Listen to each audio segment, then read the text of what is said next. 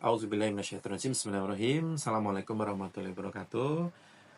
Kita melanjutkan di Quran surat Al-Fatihah yang berarti pembukaan. Ini adalah surat Makkiyah.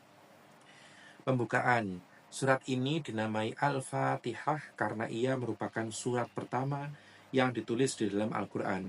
Selain itu karena surat ini selalu mengawali setiap sholat. Surat Al-Fatihah disebut juga Ummul Kitab menurut jumhur ulama, dan penamaan itu disebutkan oleh Anas bin Malik. Dalam hadis sahih yang diriwayatkan oleh At-Tirmizi dari Abu Hurairah, ia berkata bahwa Rasulullah SAW bersabda, Alhamdulillahirabbil alamin adalah Ummul Quran, Ummul Kitab. Asy-Syab'ul Masani, 7 ayat yang dibaca berulang-ulang, dan Al-Quranul Azim. Surat ini disebut juga dengan Alhamdu dan As-Sholah, sebagaimana disebutkan dalam sabda Rasulullah Shallallahu Alaihi Wasallam dalam Rabbnya, Dia Allah berfirman, Aku membagi sholat antara diriku dengan hambaku menjadi 2 bagian. Jika seorang hamba mengucapkan Alhamdulillahirabbil alamin, maka Allah berfirman, Aku telah dipuji oleh hambaku. Adapun disebut as-sholah karena ia merupakan syarat sahnya sholat. Selain itu, Al-Fatihah disebut juga Asy-Syifa atau penyembuh berdasarkan hadis marfu yang diriwayatkan oleh Ad-Darimi dari Abu Sa'id. Fatihatul Kitab merupakan syifa dari setiap racun. Al-Fatihah juga disebut Ar-Ruqyah berdasarkan hadis Abu Sa'id, yaitu ketika ia menjampi atau meruqyah seorang yang terkena sengatan. Rasulullah SAW berkata kepadanya, dari mana engkau tahu bahwa Al-Fatihah itu adalah ruqyah? Surat Al-Fatihah diturunkan di Mekah, sehingga disebut Makkiyah. Demikian yang dikatakan Ibnu Abbas, Qatadah, dan Abul Aliyah. Tetapi ada juga yang berpendapat bahwa surat ini turun di Madinah. Inilah pendapat Abu Hurairah, Mujahid, Atha bin Yasir, dan Az-Zuhri. Yang lain lagi berpendapat bahwa surat Al-Fatihah turun 2 kali, sekali di Mekah dan sekali lagi di Madinah. Pendapat pertama lebih benar berdasarkan firman Allah Subhanahu wa taala, "Walaqad atainaka sab'an minal masani." Sesungguhnya kami Allah telah berikan kepadamu sab'an minal masani, 7 ayat yang dibaca berulang-ulang. Quran surat Al-Hijr ayat 87. Wallahu a'lam. Ulama sepakat bahwa surat Al-Fatihah terdiri dari 7 ayat. Hanya saja terdapat perbedaan dalam masalah basmalah. Apakah ia merupakan ayat yang berdiri sendiri pada awal surat, sebagaimana pendapat mayoritas qurra Kufah, segolongan sahabat dan tabi'in, atau ia merupakan salah satu ayat dalam setiap surat? Ataukah ia memang bukan merupakan bagian dari surat tersebut, sebagaimana dikatakan para qurra dan ulama Madinah? Mengenai hal ini terdapat 3 pendapat yang insya Allah akan dikemukakan pada pembahasan berikutnya. Ulama yang mengatakan bahwa surat Al-Fatihah terdiri dari 25 kata dan 113 huruf. Al-Bukhari menyebutkan dalam awal kitab At-Tafsir disebut Ummul Kitab karena Al-Fatihah ditulis pada permukaan Al-Quran dan dibaca pada permulaan sholat. Ada juga yang berpendapat bahwa ia disebut demikian karena seluruh kandungan Al-Quran kembali kepada apa yang dikandungnya.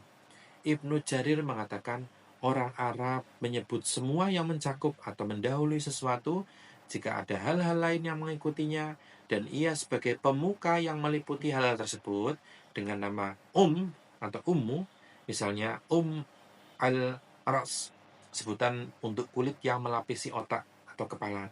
Mereka juga menyebut bendera dan panji yang menyatukan sebuah pasukan dengan Zu Ar-Ruhmah mengatakan, ala ra'sihi ummu lana naqtadi biha jima'u umurin laisa na'shi laha amron. Pada ujung tombak itu terdapat panji kami yang menjadi lambang bagi kami sebagai pedoman segala urusan yang sedikit pun takkan kami mengkhianatinya. Makna kata ummu di atas adalah tombak. Mekah disebut al-Qura karena keberadaannya terlebih dahulu dan sebagai penghulu bagi kota-kota yang lain.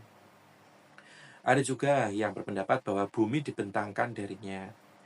Dan benar bahwa Al-Fatihah juga disebut Sab'ul Masani, Sab'ul Masani, karena ia dibaca berulang-ulang dalam sholat pada setiap rakaat, meskipun kata Al-Masani memiliki makna lain sebagaimana akan dijelaskan padanya nanti, pada tempatnya nanti, insya Allah.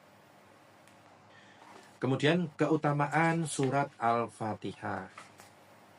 Imam Ahmad meriwayatkan dari Abu Sa'id bin Al-Mu'alla radhiyallahu anhu, dia berkata, aku pernah mengerjakan sholat, lalu Rasulullah SAW memanggilku, tetapi aku tidak menjawabnya hingga aku menyelesaikan sholat. Setelah itu aku mendatangi beliau. Beliau bertanya, apa yang menghalangimu datang kepadaku? Aku berkata, ya Rasulullah, sesungguhnya aku tadi sedang mengerjakan sholat. Beliau berkata, bukankah Allah Subhanahu wa Ta'ala telah berfirman, ya ayyuhallazina amanu stajibu lillahi walir rasuli idza da'akum lima yuhyikum. Wahai orang-orang yang beriman, penuhilah seruan Allah dan seruan Rasul apabila Rasul menyerumu kepada yang memberi kehidupan kepadamu. Quran Surat Al-Anfal ayat 24. Setelah itu beliau berkata, akan aku ajarkan kepadamu satu surat yang paling agung dalam Al-Quran sebelum engkau keluar dari masjid ini. Lalu beliau menggandeng tanganku. Ketika beliau hendak keluar dari masjid, aku katakan, ya Rasulullah, tadi engkau mengatakan akan mengajarkan kepadaku surat yang paling agung dalam Al-Quran. Beliau menjawab, benar, Alhamdulillahirabbil alamin. Ia adalah As-Sab'ul Masani dan Al-Quran Al-Azim yang telah diturunkan kepadaku. Hadis ini juga diriwayatkan oleh Al-Bukhari, Abu Dawud, An-Nasai, dan Ibnu Majah melalui beberapa jalur sanad dari Syu'bah. Mereka menjadikan hadis ini dan yang semisalnya sebagai dalil bahwa ada sebagian ayat dan surat yang lebih utama dari sebagian lainnya. Sebagaimana disebutkan banyak ulama, di antara Ishaq bin Rohawai, Abu Bakar Ibnu Al-Arabi, dan Ibnu Al-Hafar, salah seorang ulama mazhab Maliki. Sedangkan ulama lainnya berpendapat bahwasanya tidak ada satu surat atau ayat pun yang lebih utama dari yang lainnya karena semuanya merupakan firman Allah Subhanahu wa Ta'ala. Tujuannya supaya tidak menimbulkan dugaan adanya kekurangan pada ayat yang dimaksud. Padahal semuanya memiliki keutamaan. Pendapat ini dinukil oleh Al-Qurtubi dari Al-Ash'ari, Abu Bakar Al-Bagillani, Abu Hatim Ibnu Hibban, Al-Busti, Abu Hayyan, Yahya bin Yahya, dan sebuah riwayat dari Imam Malik. Pada hadis lainnya yang diriwayatkan oleh Al-Bukhari dalam kitab Fadailul Quran dari Abu Sa'id Al-Khudri yang berkata, kami pernah berada pada dalam satu perjalanan. Ketika kami singgah, tiba-tiba seorang budak wanita datang seraya berkata, sesungguhnya kepala suku kami tersengat, sedangkan orang-orang kami sedang tidak berada di tempat. Apakah di antara kalian ada yang bisa meruqyah? Lalu seorang laki-laki berdiri bersamanya, padahal kami tidak pernah menyangka ia bisa meruqyah. Kemudian orang itu membacakan ruqyah dan kepala suku itu pun sembuh. Setelah itu, kepala suku memerintahkan agar orang tersebut diberi 30 ekor kambing, sedangkan kami diberi minum susu. Setelah ia kembali, kami bertanya kepadanya, apakah engkau memang pandai atau biasa meruqyah? Maka ia pun menjawab, aku tidak meruqyah kecuali dengan Ummul Kitab atau Al-Fatihah.